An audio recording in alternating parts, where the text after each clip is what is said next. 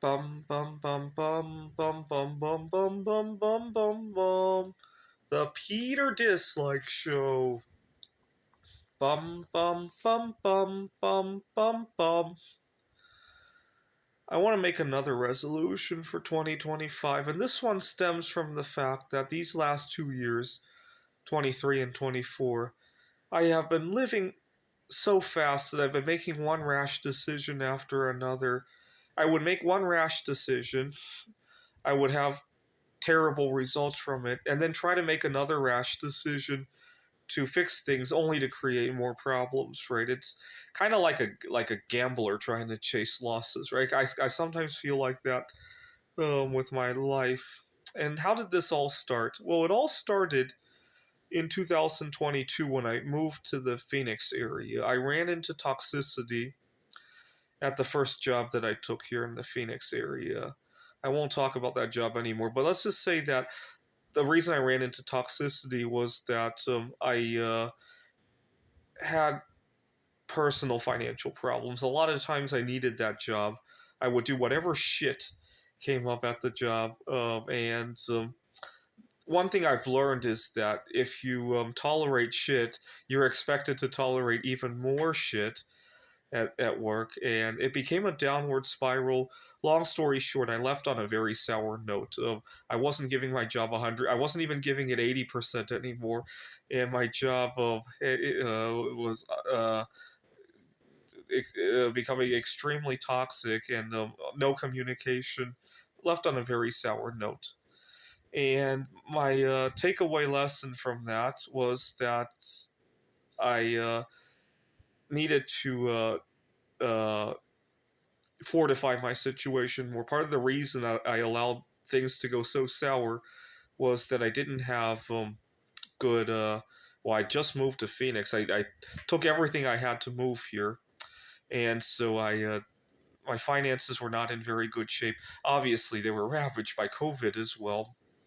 And so when I started my job at Phoenix College and more generally the Maricopa College's system, I took a three-pronged approach. First, obviously give the job 110%, especially the students, right?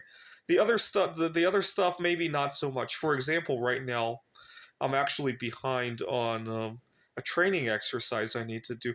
I I'm just upset that the dean had the audacity to ask me to do that training exercise just as we go into Christmas break. So I very quickly replied to him, "Thanks for letting me know. I got some family commitments, but I'll get to it soon," without saying too much about it. Right? I said family commitments. The truth was that I was looking for my future person to start a family with. Right? That's fine.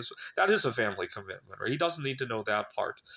But I just told him I got family commitments.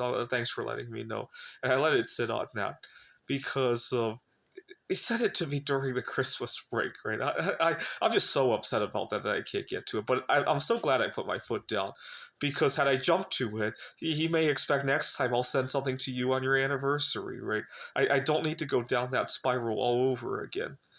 So number one, give my job 110%, but set boundaries with when I'm outside of work.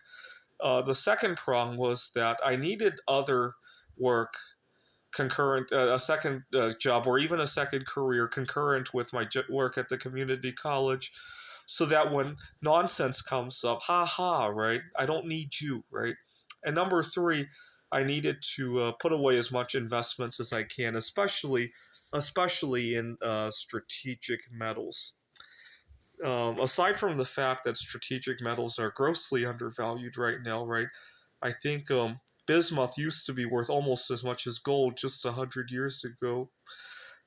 There's another reason I really love my situation. I own a lot of bismuth, as you see, and I work with it in my art career. I'll let you pause the video to think what's so nice about combining the two prongs together. Well, I benefit no matter which way bismuth prices go, right? They go up, I benefit because I have 3 tons of it. They go down, my art projects make a whole lot more money. In fact, if they go to zero, my art projects will bring in a lot of cash flow, right? And so I'm really sitting really well combining those two. And plus, they really hedge against any problem that may come up at the community colleges. And so, but I got carried away with trying to hedge my bets. I took another job at a different school. I took, uh, despite leaving one toxic tutoring center, I took another job at a different tutoring center. It would have turned toxic too, but I left because I could now. And then obviously I ramped up my art career. I ramped up my investments. I maxed out my Roth IRA 2 years in a row. And was did it work? Yes and no. The problem is that I still only have 24 hours in the day, and a lot of times I got myself seriously burnt out. Uh, Last year, I had a time where it felt like one day didn't end and the other one would begin right on top of it, and then I would get to Friday, and then I go home and make bismuth art. And next thing I know, it's Monday. Or sometimes I got so carried away on a Friday afternoon after getting home from work that I would make bismuth art, and next thing I know, it's like Sunday morning. It's not Saturday morning. It's Sunday morning, and then I would catch some sleep, and before I know it, the next week would begin, and I felt like I never decompressed from all of it, and I almost got myself evicted from one place because of that, and not to mention I was living sharing a house with others just like this one. We had what had happened was I ran into toxicity with the roommates.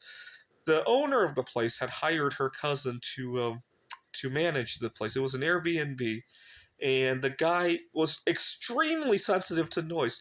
Had I still lived there, there's no way I could be recording a Peter shit show at this hour. And he has the audacity to complain. He worked there knowing that all he had was this room that only had a curtain.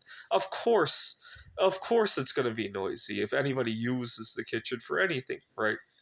And let's face it, people use the kitchen at 11 midnight all the time, right?